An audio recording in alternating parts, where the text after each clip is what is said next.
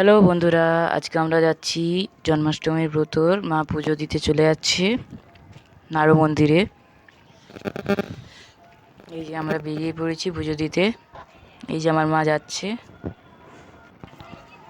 এই যে আমরা মন্দিরে পৌঁছে গেলাম। এই যে মা ঢুকে গেল মন্দিরে, আর আমি অন্যদিকে যেয়ে নাড়ু কিনে নিলাম, নাড়ু এবং সন্দেশ পুজো দেওয়ার জন্য। এই যে মন্দিরে পৌঁছে গেছি। এই যে মন্দির,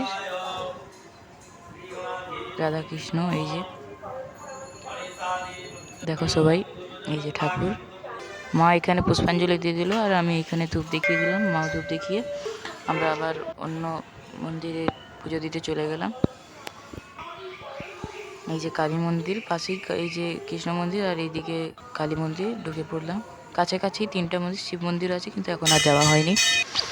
এখানে দেখো পিওরেট জল আছে, ঠান্ডা ও নর্মাল সব রকমেরই জল পাওয়া যায়। আর এখানে হচ্ছে কালী মন্দিরটা দেখো, এই যে এটা কালী মন্দির।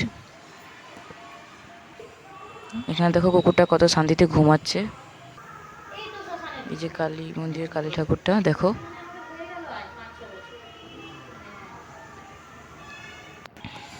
তারপরে মাকে জল ডিস্টার্ব পেয়ে যেতে মা জল খেতে গেলো। আমাকেও জল ডিস্টার্ব পাচ্ছিল অনেকক্ষণ ধরেই।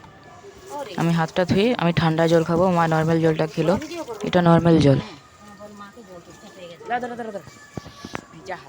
এই যে মা জল খেয়ে নিচ্ছে, তারপরে আমি খাবো।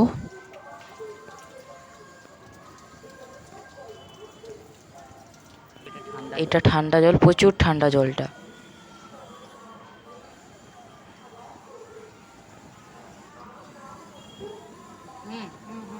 আমার জল খাওয়া কমপ্লিট। এবারে আমি আর মা মিলে বাড়ির দিকে রওনা দিলাম।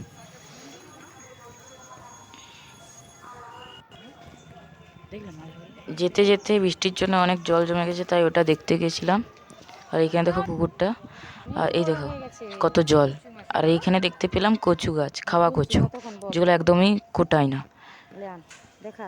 এলো খাওয়া কচু। ইলিশ মাছের মাথা দিয়ে মা রান্না করবে। এখন গাছটা লাগিয়ে দেবে, বড় হলে খাওয়া হবে। এই কচু গাছটা পাওয়া অনেক টাফ, পাওয়া যায় না।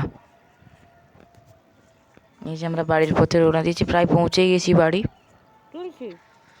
মা এখন ক্যামেরাটা করছে, তখন আমি করতেছিলাম।